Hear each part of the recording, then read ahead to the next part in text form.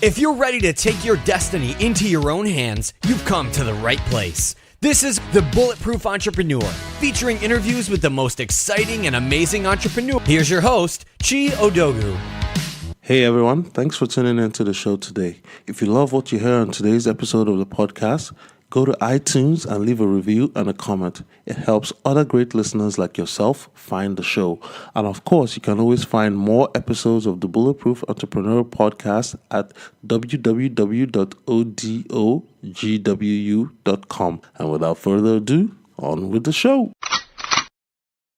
Hey everyone, welcome to another exciting episode of the Bulletproof Entrepreneur podcast. My guest today is Nicole Holland.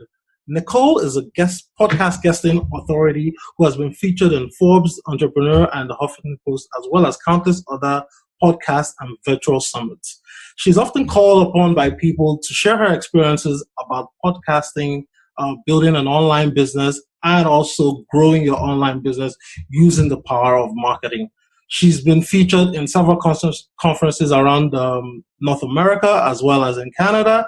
And of course, she's been featured in the Huffington Post in 2017 as the 50 most followed women entrepreneurs in 2017. Her hot podcast, Building Business Rock Stars, has been featured for a long time on New and Noteworthy in iTunes.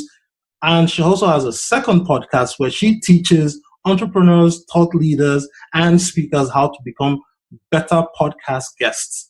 So I'm pleased to have Nicole on the show today to tell us a little bit more about herself, her business, her experiences, and her new venture, which is Interview That Converts, which helps entrepreneurs, thought leaders, and speakers, like I said, become better guests on podcasts so that they can generate leads and sales for their business. So with that said, Nicole, welcome to the program.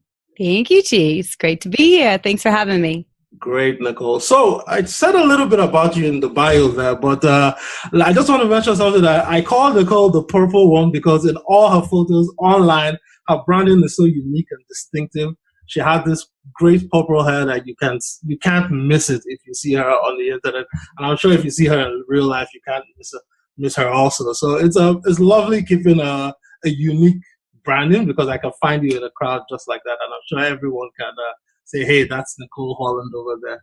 So Nicole, tell us a little bit about yourself and how you got on your online business journey. Yeah. So first of all, thank you for having me. I'm really excited to be here. I love the show. I love your energy. I love the leaders you bring forward and things you bring out. And before we just got started, you're telling me so much that you know about me. And I was like, this is awesome. So yes, and the purple does stand out. I just got back from a trip and it was really nice to be able to people go, oh, Nicole, I thought your hair was going to be brighter than that. Sometimes I change up the tone, but yes. So I started my online journey really out of necessity. I had been a correctional officer, as you know, and actually in the GTA near Toronto. And I was just getting really burnt out really fast.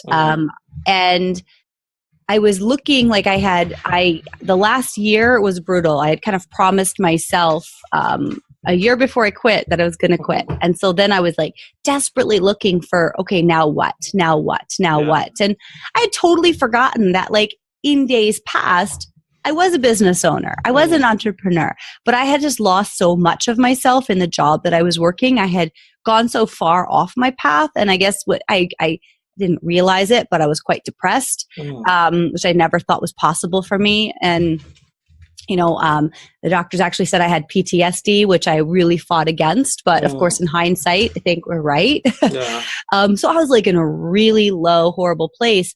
And so I was desperately searching for any way out. I was like, I got my real estate license. I was looking for any kind of job, thinking though, who's going to hire me, blah, blah, blah. So it was a really weird place for me to be in mindset wise. And then finally, like the year had kind of come round and I went, wait a minute, I promised myself I wouldn't be here and I'm still here and I have no plan. I have nothing to go to. I have no savings. I have no nothing. What do I do? And for once I decided that the promise I made to myself was more important than than just getting by, you know, more important than anything else. I had to hold my promise. Because I don't know if you're anything like me, but I have a tendency, or have had a tendency in my life, to, if I commit to something, if I commit to somebody else, I'm going to do something, I get it done. But if I make a promise to myself, those are the ones that I usually let slide, or, you know, put on the back burner, things like that. And so in this one instance, I decided that wasn't going to happen. I quit my job, had nothing to go to, and realized I got to figure this thing out fast. Yeah. So that was it. I mean, I quit cold turkey, nothing to hold on to. And I, as a correctional officer, and before that I was in foster care. Before that I was in crisis support and intervention. Before that I was in youth justice. So for many years I had been essentially a ghost. I had no online presence. I didn't know the first thing about the internet. I had no interest in social media.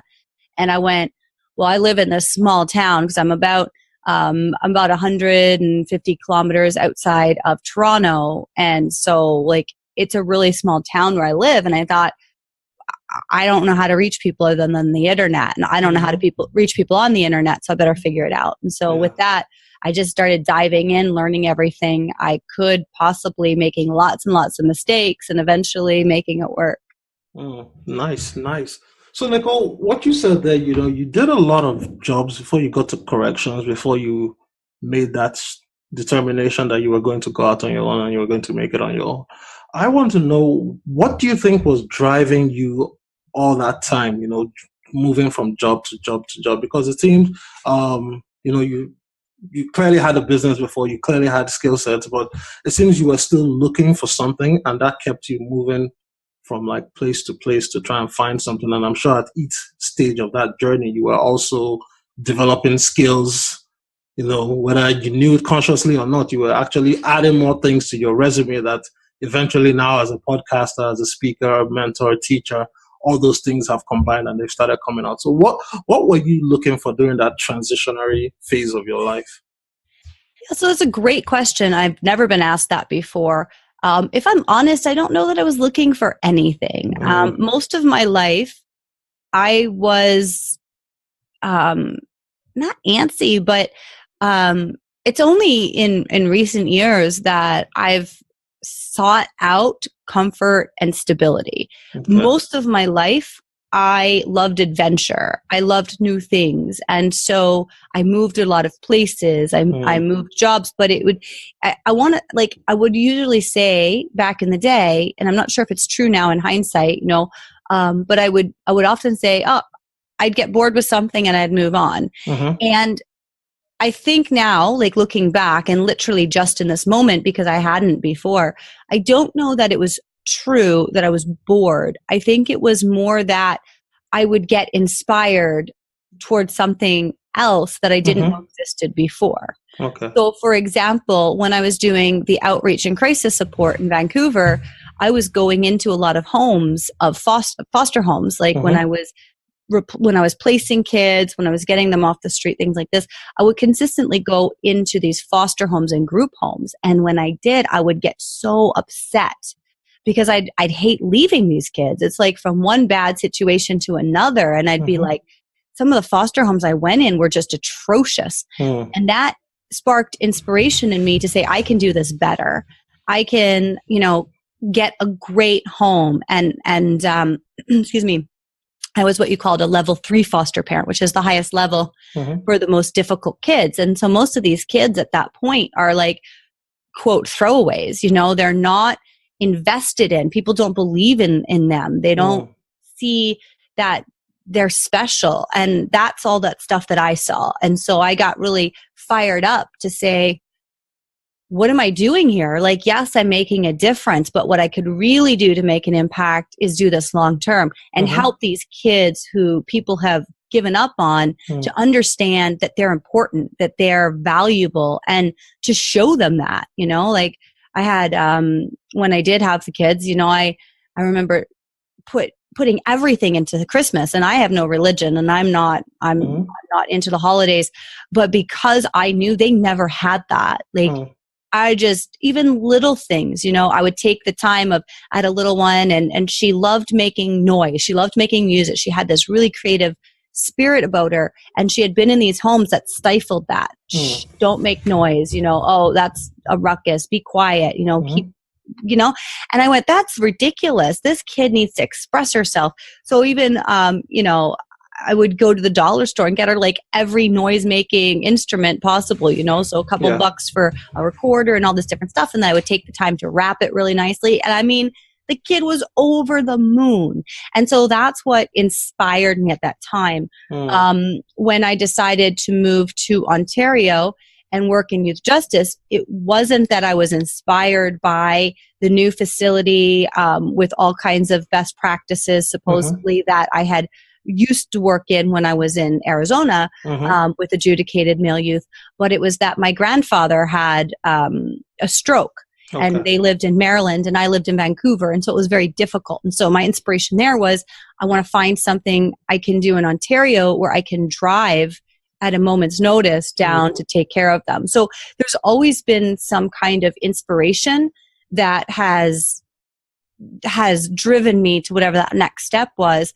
And I have to say, like, I love it here where I'm at now. I love it. And people even say, oh, you should move to the States. You should move here. I'm like, I have no interest to. That's what the airplane is for. Even though I'm not a fan of traveling, like, I love my cottage. I love like the vibe where I'm at. And like we were talking about before, I miss the city life in that, I'd like to be able to walk to get some things to eat. But otherwise, I like the lifestyle I've created for myself. So.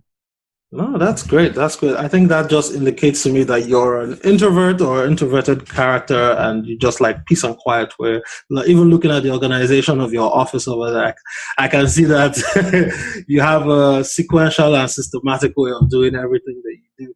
So I guess my last question in this line of reasoning is, working those government jobs, governments all over the world are very slow. Everything is bureaucratic. You're not allowed to rock the boat or be creative or do anything of the sort.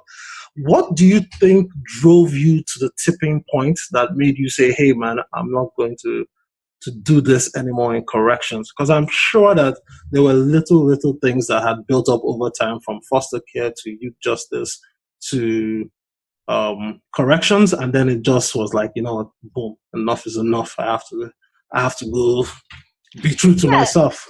Well, I mean, I think a big part of it was that I was in a place that I didn't feel fulfilled, right? Yeah. So even with the garbage bureaucracy, which really was a nightmare when I was fostering and in the other, places I was at, I finally wound up at a facility that was toxic. I mean, it was dangerous. It was, the people hated me there. And I'm not talking just the inmates. It was like the officers, because I did rock the boat. I believe in speaking up for things that are wrong. Yeah. And so I went from a facility that was very well run outside or just outside the GTA.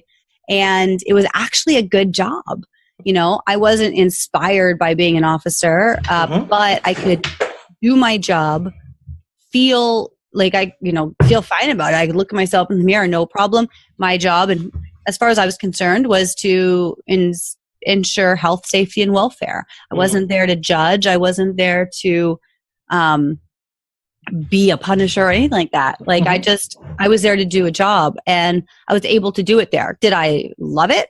No. But at the end of the day, I was able to go in, do my job, and go home with integrity. And then I had all this other time that I could do something that I would be inspired by, right? That I could do that on the side. And then I wound up transferring to another place. And this place was just disgusting. And I can't even tell you why. I mean, we don't have enough time. But it was just a horrible, horrible place. It was very dangerous. It was filled with hate. It was filled with people who intentionally harmed other people on a day-to-day basis. And again, on both sides of the bars. And it was just killing me. I couldn't be in that kind of environment. And I was getting super, super sick, my body, my soul, everything. And so I said that to my superintendent when in my resignation email, I said, thank you for having such a horrible working environment, because if this was anything like the place I came from, I'd probably stay to retirement. But because this place is so bad, I would rather flip burgers at McDonald's if I have to than spend one more day here. So. Yeah, but you didn't go on and flip burgers. You went on to become an internet marketing superstar, podcasting sensation, and all that. So what was the... Let me tell you something, okay? Because I think it's really kind that you say that. And people have said stuff like that to me on interviews before. And I'm like, oh, well, that's nice, But I think sometimes we don't really realize how far we've come. And I was at a party the other night. So I went to this this event in San Diego. It's called, I didn't go to Traffic and Conversion, but it was happening during Traffic and Conversion, which is a big event in the marketing space, especially in the online marketing space. And I was at this party, and this guy I hadn't seen in a few years came up to me. His name's Jesse Krieger, and he's a publisher. He's lifestyle entrepreneur. Yes, lifestyle. Yeah. Right. And so he's got a significant name, like people know who he is, right? He's been at it a long time too. And he said, wow, like I forget exactly what he said, but basically like you're everywhere. Wow, you've blown up. Like everybody knows your name. And I'm like, really? Like, he's like, I see you everywhere. I'm like, wow, Jesse Krieger sees me everywhere. Like that's interesting, And that was the first night that I got there. And then in the next days, because again, I am introverted, right? So in the next days, I kind of thought, well, I don't really have, somewhere to go. I don't have like people like haven't invited me to anything, And so I stayed away from the hotel. And I remember one day I was like wandering to go find a place to eat by myself because I didn't have a date, The day before I had planned some events myself. So I had lots of people around. And then I was like, well, nobody asked me out, and I didn't ask anybody else out. And I messaged a couple people. So I'm like, I guess I'll just go find a place by myself. And while I'm wandering and trying to see like, oh, I wonder if anybody wants to go with me. I got this message from somebody I didn't know, who a mutual friend of ours had told him, you need to find Nicole if you're there. And I was like, oh, well, that's cool. That's nice. And I said, yeah, I'm just going to find a bite to eat. And he goes, well, there's food here at the bar. Come on back. And I was like, okay, I guess so. Right. Like, and then so I went back, and the entire rest of the day and night was nonstop. People I knew connecting, people I didn't know connecting and introducing me to people. And I was like, this is amazing. So I tell this story because literally it just happened within the last 2 days. And the other thing is I think sometimes we don't realize how far we've come, especially when we're grinding it out and we're working so hard in those early days, especially. And it's like, you don't realize the impact all the time that other people see that you're doing. So I thought that was pretty wild. And I hope that can help some of the people listening, because again, I know what it's like when I'm in it and I'm hustling and I'm working so hard and I don't feel like I'm making a lot of progress. Yeah. It's like, like in Napoleon Hill's book, you're 6 feet from gold, like 3 feet from gold, 6 feet, I forget. But essentially, like, don't quit. Don't stop when you feel like everything I'm doing isn't working, because it probably is. You just haven't caught on yet. Yeah, and that was what was part and parcel of your trajectory, because you were trying things out, things were not working. You went from conference to course to conference. You eventually ended up in one of Marissa Murgatroyd's conferences or courses. Yeah, that was that was before I quit my job, in fact. Oh, okay. And I actually just spent the other evening with her. So it was really fun, full circle to hang out and talk about that. But yeah, it was Marissa Murgatroyd's summit, author, speaker, coach, superhero summit that happened in November, about a month before I quit my job, and really reminded me, no, I do have skills. And yeah, I am able to build something online. And I don't know if it wasn't for that, I don't know if I would have come to that realization when I did. Yeah, and it was actually a virtual summit that, launched you out there into the world before you now got into podcasting. So talk a little bit about, discovering virtual summits and then, reaching out to people, even though you were unknown at that time, and getting them to say, hey, come speak for 30 minutes, 45 minutes about your special topic.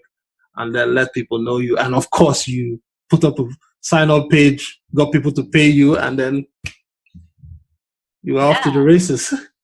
Yeah. So, like I said, Marisa's summit was the inspiration for that. And I also had seen, by the point I decided to do a summit, I had seen a summit from Jan Koch called the WP Summit. Okay, yeah. The events really helped me to understand how to get started online with a business. And so they meant a lot to me.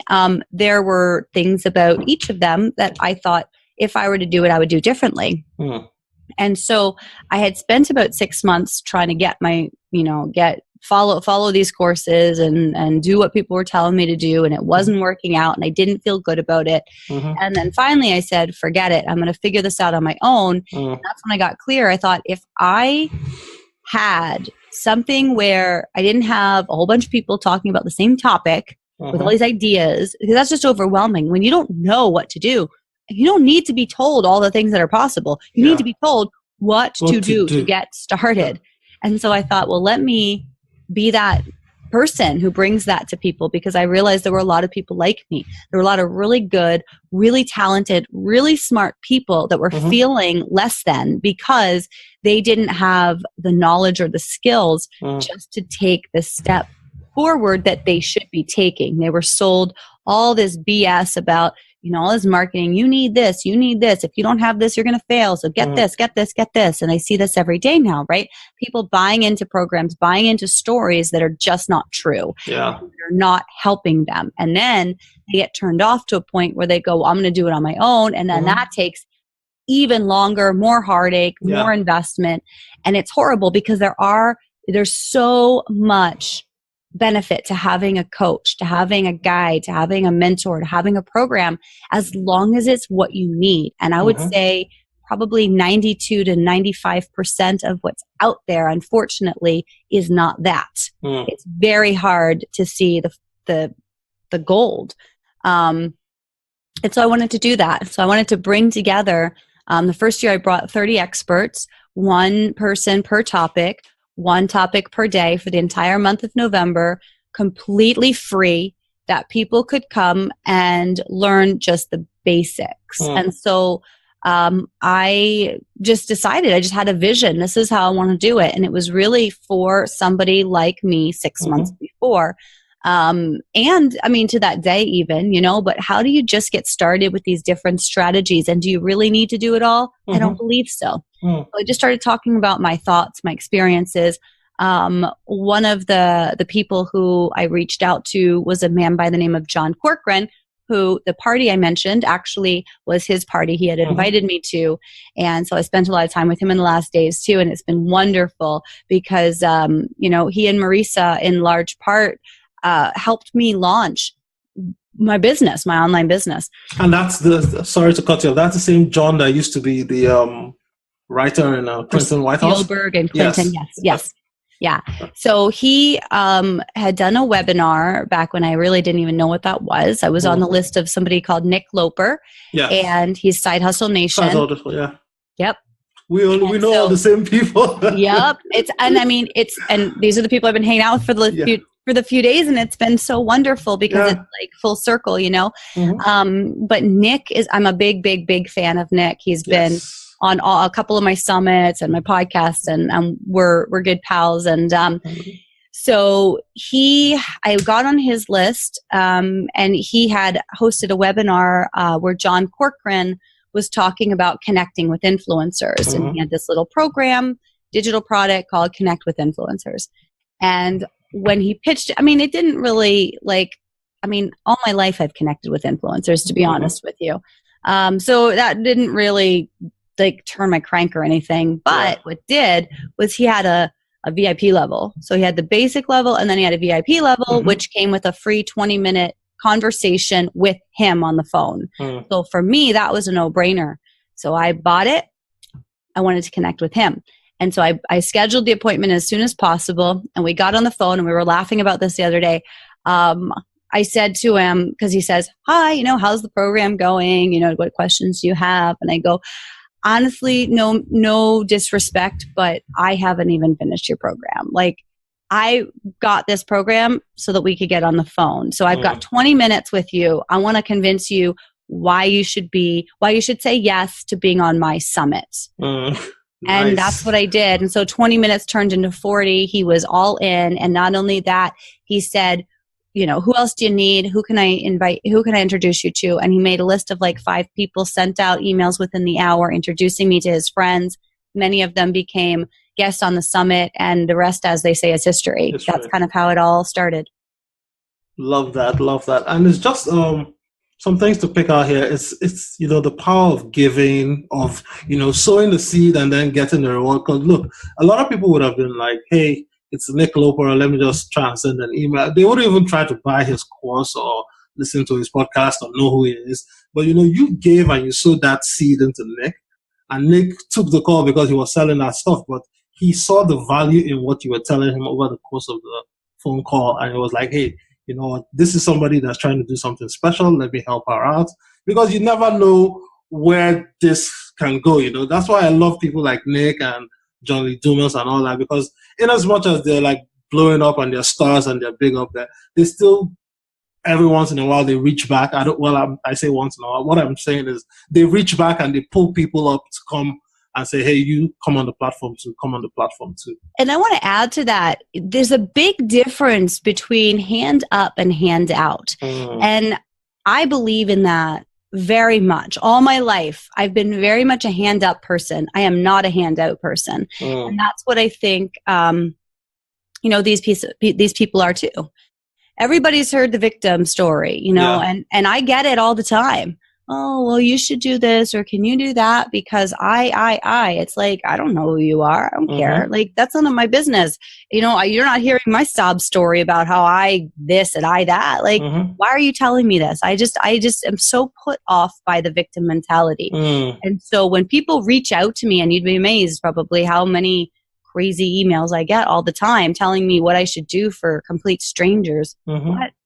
It's like, I have no patience for that. But should somebody sincerely approach me and let me know, like, the impact that my work has made on them, and ask me, is there anything I can do for you? Or, hey, I just wanted to let you know and acknowledge, like, this made a difference in my life. Like, that's meaningful. Then you can get into a conversation, and that's a long tail. It takes a while to build rapport, and the influencer may not notice you right away. They may have other things to do, believe it or not, right? Like, so you have to be consistent and intentional and genuine, because we can smell the fart in the car, man. Like, if you're just going out there and saying nice things to people because you have this ulterior motive, it doesn't land the same. Or you pay, you get into their program and you do the work and you get noticed. I mean, I have clients and students who, once they've invested in being in my program, I notice them. I know who they are. And it's like, most people who get into programs never do the work, never show up. And those are the ones who go, oh, well, but, and frankly, it's like, oh, well, but whatever, when they want something. But the ones who do show up, the ones who do the work, the ones who follow the directions, if you will, like they pay for a program and then they go, hey, I want to get out of this something, right? Rather than I'm going to buy the program and magically, everything's going to be hunky-dory. Those ones that go and do the work and go above and beyond. I mean, even just do the work, not even above and beyond, but those ones who make use of the opportunity to bend my ear and then act on what I tell them to do and then have these massive results. I am more inspired and more inspired and more inspired to give them more of my time and energy, even though they're, let's say my entry level students, they get sometimes the equivalent of what my private clients get just because they're showing me they're motivated. And I love helping people who are willing to help themselves. And I think that's really important to remember, for those listeners who are thinking, well, I want to do that. Well, I want to get the attention of somebody with a big list or somebody who, changed my life by endorsing me. then you don't go after them to get them to do something for you because of who they are. You go after them to give value, to appreciate, to see what of my gifts can I use to support these people. I mean, there were times where I would just notice things like once I learned about WordPress, once I learned about lead pages, once I really started getting a hold on these things, I would go and notice things that, broken links or things on people's websites. And I would just send them a quick little message, and I'd say, on Facebook generally or on Twitter, and I'd say like, hey, I noticed that, I'm not sure if you're aware, but this is what happens with this link. And people appreciate that. Yes. And I have to say, oh my gosh, how do you know that? And I'm like, because I do, I don't know even how to respond to that. But when you use your gifts in the support of others with nothing being asked for in return, it comes back to you. Yeah. And people just don't realize that, it takes very little to actually make someone notice you. You don't need to buy Nicole a Rolls Royce or something for Nicole to notice you, although that would be nice too. But it could just be, send her a card or send an email saying, hey, Nicole, I noticed you like this.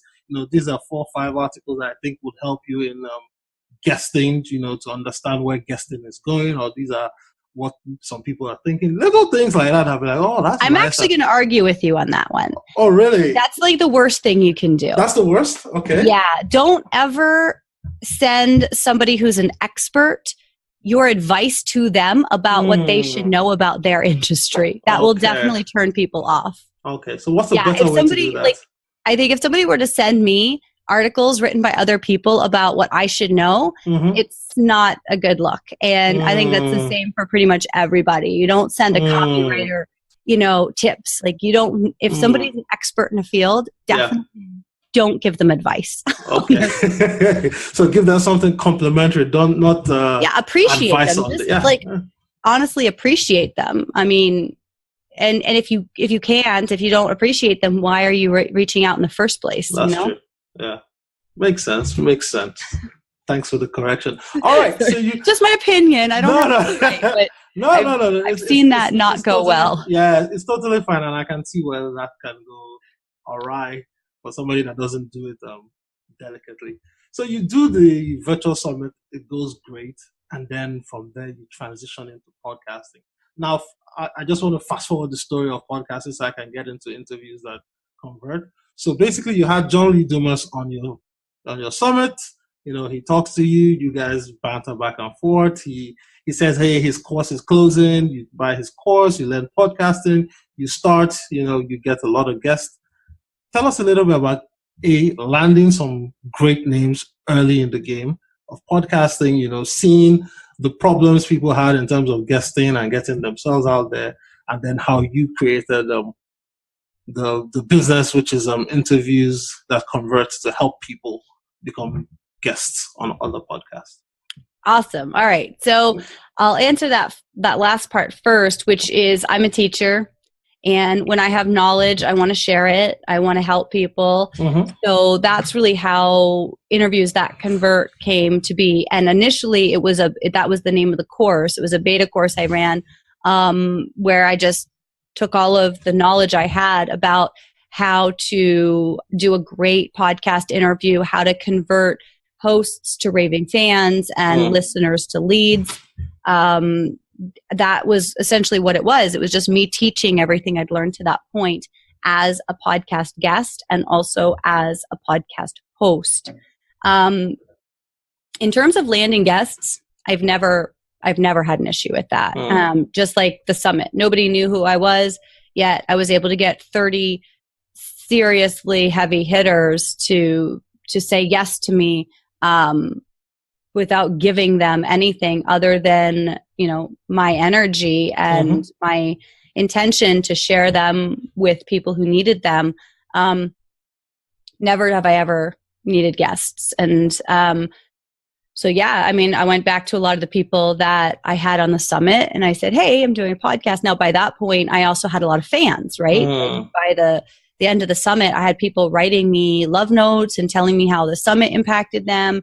And I had some pretty influential people on my list that actually had come across the summit and became attendees that were writing me and saying, hey, if you're doing this again next year, I'd love to be considered. And so it was very easy for me then to go to them and say, hey, well, how about a podcast interview? You know, so I never, and I mean, I was building up relationships as well, with folks, you know, online.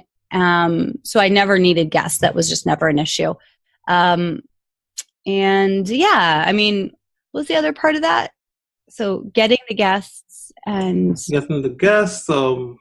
launching the podcast. Okay. How you, launched interviews that convert. Did we cover? I believe we covered that. Okay. I think we covered that. Sort of. I mean, that was, I did the course. The course, yes. Yeah. And people were saying over some time, so that was the other thing, is I was a guest myself quite a bit. And then I was introducing people to each other. So as I had guests on my podcast that I thought were really good, right? Because I was noticing what makes a good guest stand out from a not great guest. And it wasn't what most people expect. And so I would go ahead and tell people, hey, you know, I think you're a really great guest. And I know some other podcasters who are looking for great guests. Can I introduce you? And they would say, yes, absolutely. So that's what I would do just because I could. I would introduce people who I thought were really good podcast hosts with people I thought were really good podcast guests and let them do the rest. And eventually I had a guest I was inviting to, you know, introduce, and they said, can you just do it for me? I don't want to book myself. And even though I'd been asked this a number of times before, I kept saying no. And finally I said yes. I said, yeah, why not? You know, I'm sitting here struggling to get coaching clients, and yet here's this person who wants to pay me to do what I do naturally for free, easily, anyhow. Yeah, let me see about that. And so that was my first client. And from there, it's just, it's, you know, I've innovated and it's been a wild ride. Yeah. Okay. So what makes a great guest? And then 2, how can a great guest convert listeners into leads? Because like you said, there's no point going on a podcast and sharing your story, telling people what you do, if you can't somehow get the listeners to take action, to come back to your website and possibly try out your product or your service. So what makes a great guest? And then how does a great guest convert listeners to leads? And again, I'm going to answer the second part first, because I think that's what your listeners really want to know. Right? Yeah. And it goes hand in hand. So I think when we try and get people to do anything, it's like this push or effort, right? And so any parent knows who's had children, you know, when you say it's time for lunch and that kid isn't having it, and you're like, no, it's time for lunch, and you tell them that, or dinner or whatever, it's time to do anything, and they don't want it, it is a fight. It is resistance. It is, you're going against the other party. And at that point, it's not, it doesn't usually work out. It doesn't work out easily or well, at least, because you've got 2 opposing sides going against each other. And so the typical podcast listener is tuning in because they want to be educated, informed, entertained. And that's it. Like, they're out doing things, you know, they're maybe cooking, they're running, they're driving, whatever. They're listening. That's their goal. They're listening to learn, listening to have fun, whatever the case may be. But that's their intention. Let me listen. When a guest goes on to a show with the intention, I want you to sign up for my list, for my whatever it is, I want you to buy my widget, whatever that agenda is. Now you're going to, with your agenda, speak to somebody who has their own agenda. And it's like that kid not wanting to have lunch. You're met with resistance because you have opposing agendas. So what I recommend is, and there's a lot that goes into being a great guest, and I can touch on a couple of those points as well. But, you know, when you're going into the call, don't go in with an agenda. Obviously, if you're getting out on podcasts, the goal is visibility. You know, the goal has something to do with, at the end of the day, it's business. So you want to find customers and clients. You want people to buy your book, or you want people to get into your tribe, or whatever the case may be. But we already know that. So we don't have to go in with that intention. That's just a given. So show up in service. Just show up without an agenda.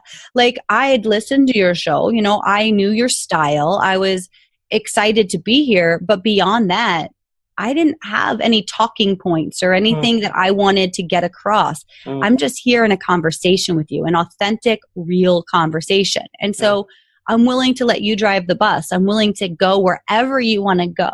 I'm willing to be vulnerable. I'm willing to just give you everything I can during the time that we have together. That's what converts listeners to leads, essentially.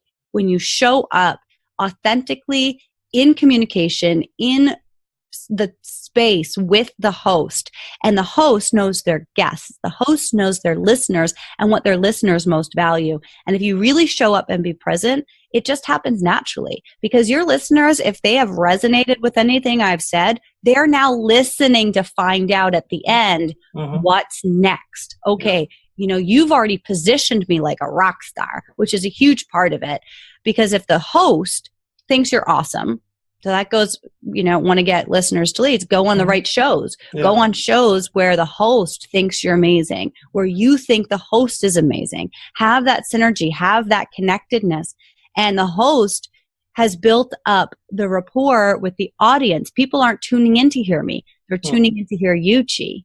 And because you think I'm awesome, that carries over. And so it's very easy then, by this point in the conversation, if somebody's listening and they say, oh yeah, okay, this girl's the real deal, I want to know more, then it's very natural and easy when I tell them how to find me for them to find me. And that's it. It's really that simple. Does that make sense? Yeah, perfectly. Makes a lot of sense. So I think I'm going to ask you the other side of the coin, which is basically, you know, you've talked about the guesting side. Now let's look at it from the other side, instead of the hosting side. And a lot of businesses these days, I saw somewhere GM or Disney is starting to get into podcasts. Or I think GM is already in podcasts. I think and Disney. Disney. Yeah. So a small business owner listening to this podcast anywhere in the world, in the GTA, anywhere in the world, San Francisco, San Diego, I say, oh, I have a dental practice, or I have a jewelry store. And I want to start a podcast, you know, maybe to position my jewelry store as a leading jewelry store out there in the marketplace. How would someone create a podcast to not only position their business, but to also endear themselves to their listeners, so that people know that, hey, this guy is doing a great job in his business, but he also has a nice podcast interviewing people and talking about his specialty? So that's a wonderful question, and that's a whole big new can of worms that I can tell you in a few minutes I can't answer. There's so much strategy that goes into that, but if somebody is listening and is like, yes, that's me, definitely reach out, because I'd be happy to discuss that with you, like to anybody who's interested. I do also, in addition to having Interviews That Convert, which is a full service booking company to get people out on other people's podcasts, I do strategy consultancy as well. So I can tell you though that if you have a voice, you can have a podcast. And it's not easy to stand out in this busy and getting busier sea, especially with all of the big names and the big corporations getting into it, but there's still a lot of space to play. And there's a lot of really creative things that you can do. I think there's a few things in that scenario that you mentioned. Number one, the local or the locality of it and getting known as the business. And that's something that sponsorship could also take care of, or being a guest could also take care of. And then how to, you know, get the business known. Well, you get the business known by, oh, by the way, this is what we do. But the podcast is, here's who we are. And so you solve problems. You solve people's problems regardless of where they're living. Just pure value. Nobody wants to tune into those podcasts that are all about selling something. Like, who wants to listen to that? So remember, we're entertaining, we're educating, and we're inspiring on podcasts. And so if you are an inspirational person, then you have a podcast. If you are an entertaining person, you have a podcast. If you are an educator, you have a podcast. And then it's because of the podcast, people get to know you. And when I say a sponsorship, like if you have that jewelry store, hey, today's episode is sponsored by, or this podcast is sponsored by. So for example, I'm open to sponsorships now, but at this time, I don't have any sponsors. I just started doing sponsorships literally like 3 weeks ago.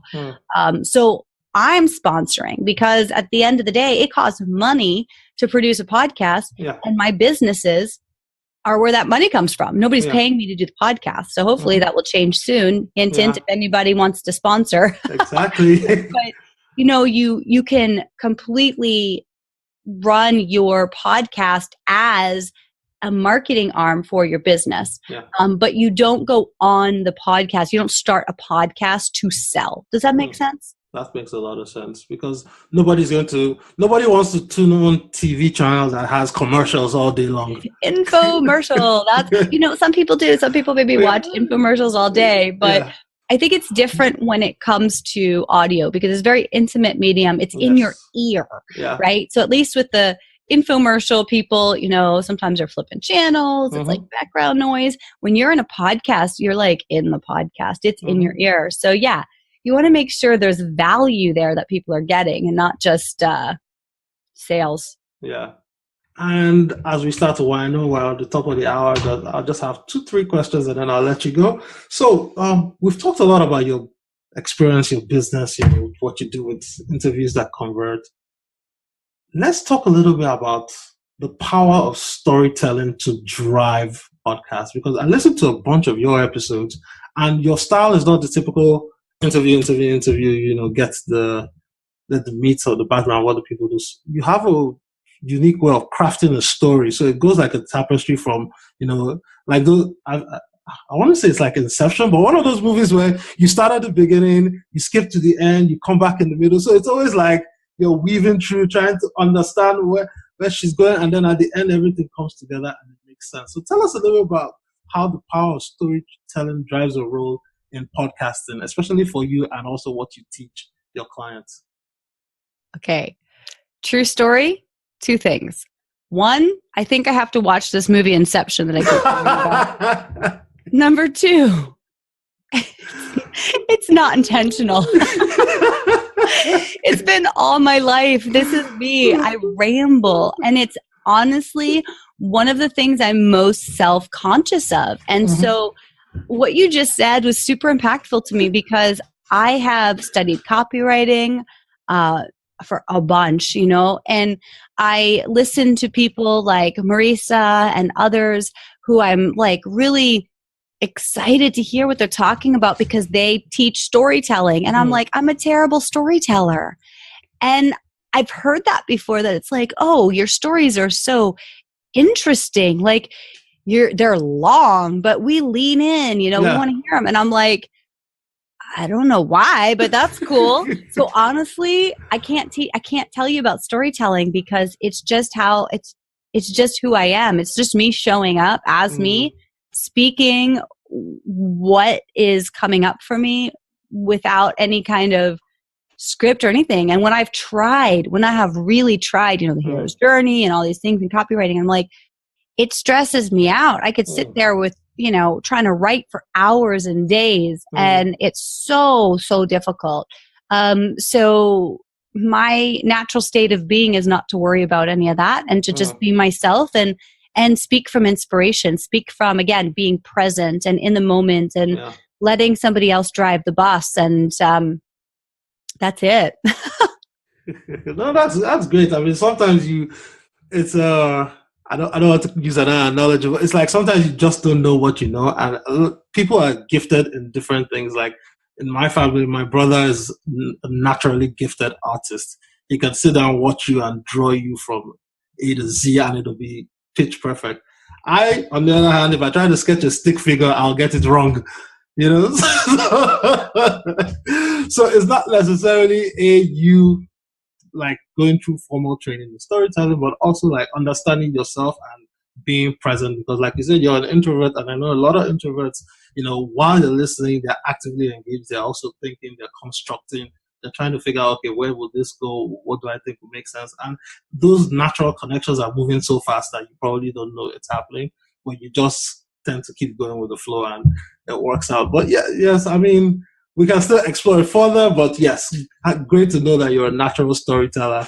As we start to wind down the show, Nicole, just give us some resources that have helped you build a better business, because your podcast is Building Business Rockstars. You've built a great business, podcasting, mentorship, consulting. Tell us, what are some of the things you've used to help you build a better business? Yeah, so there's 2 tools that I recommend to everybody. And I say, if I were just starting over again with nothing, knowing what I know now, there's 2 tools I would 100% start using, and they're both free. Mm-hmm. They're both, they have premium options, which I do in fact use, but I would not start out with premium. Mm-hmm. I would start out with free. And one is Zoom. That's zoom.us. And it's what we're using to record right now. Yeah. I run all of my meetings on Zoom, whether it's with clients, whether it's interviews for the summit, interviews for the podcast, or even just a quick virtual coffee. It's amazing. There's so much that it can do. Mm. And the other is Acuity Scheduling. That's ACUITY.com. Acuity is a tool for calendar management, so that you can create all these different appointment types, as many as you can think of, and you can really customize it and give people the opportunity to schedule onto your calendar. And so I use that again for everything, for virtual coffees, for consultations, for my client calls, for interviews, for everything. So I have it set up. It's the paid version, which is like $15 a month.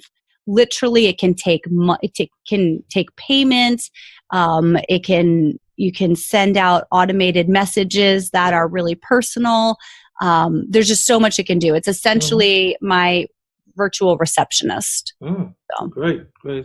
And since this is a business show, before I let you go, I want to know, for somebody listening to this show, they're starting their business or they're still struggling in their business, what's the one tip you can give them to help them land their first client?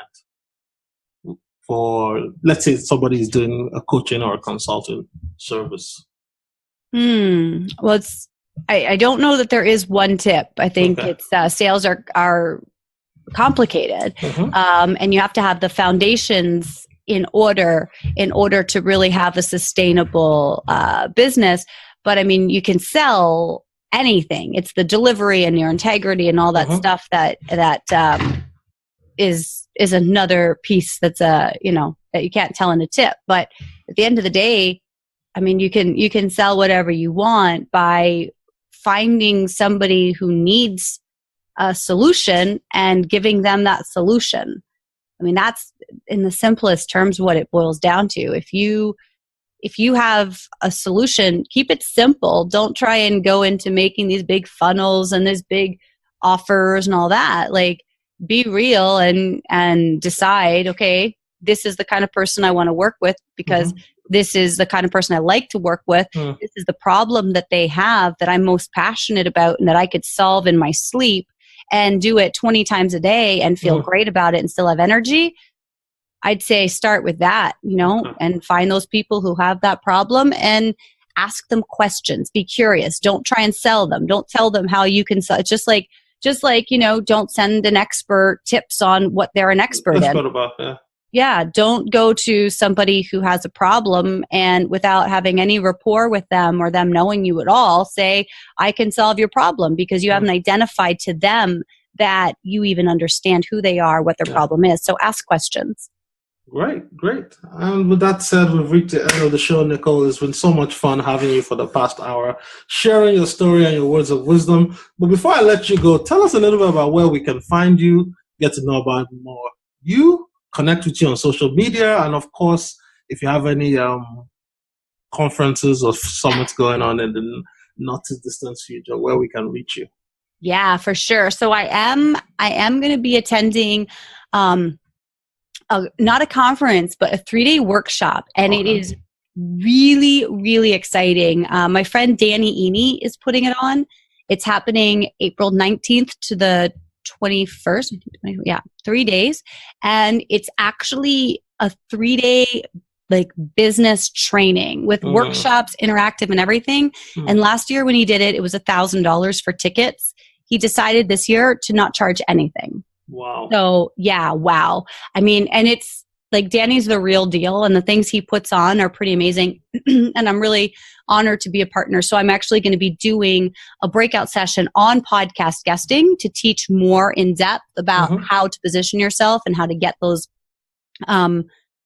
bookings, how to get those gigs and how to be a great guest. And so people can find out about that by going to bbrshow.com/lift, LIFT.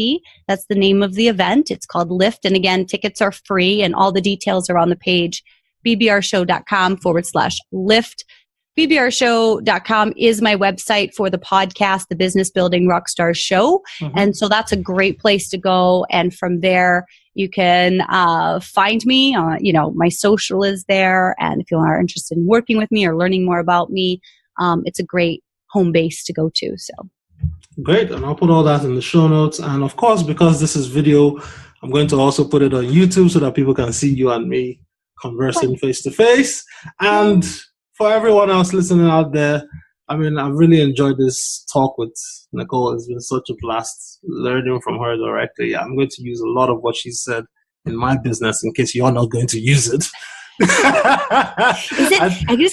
me just add something. Isn't that the best? That's one of the most cool things about having a podcast. Yeah. Like, you get to develop relationships with people, but you also get to learn. You get to ask the questions directly you want to know. Yeah. And I'd say that's probably one of the ways that I've grown my business so fast is by learning from people who are doing things I want to do or who have, overcome challenges that I want to overcome. So thank you for saying that. And I hope that's also inspiring to your listeners who are thinking about podcasting. Yeah, because for me, if I had my last $100, that question John Lee Dumas used to have, that $500, I'd start a podcast with the first 150 or 200, just because the value you get from conversations with people like yourself and other experts. If you were to put it in Harvard Business School, I'm sure they probably charge you like 10, 20 grand for 3 weeks of learning that stuff, but you get to listen to all this magical content for free on iTunes and whatnot. And it's just appalling that a lot of people don't sit down and take advantage of things you get for free, because a lot of times people don't value it. But I'm sure the listeners here value the stuff that you're sharing and the stuff the people that come on the show share all the time. And that podcast that you're talking about creating, all you need: Zoom, Acuity, free tools; Audacity, free tool; a recording device, and an internet connection. That's it. And a host, which essentially you can get for like $5 a month. So you've got a lot of leftover cash there. Yeah, you don't even need to make like a super website. With a free WordPress template, you can just put the link in there and you're good to go. Nicole, my friend, thanks a lot for coming on the show. It's been such a blast having you for the past 1 hour. Thank you, Chi. It's been a blast being here. Hey everyone, thanks for tuning into the show today. If you love what you hear on today's episode of the podcast, go to iTunes and leave a review and a comment. It helps other great listeners like yourself find the show. And of course, you can always find more episodes of the Bulletproof Entrepreneur Podcast at www.odogwu.com.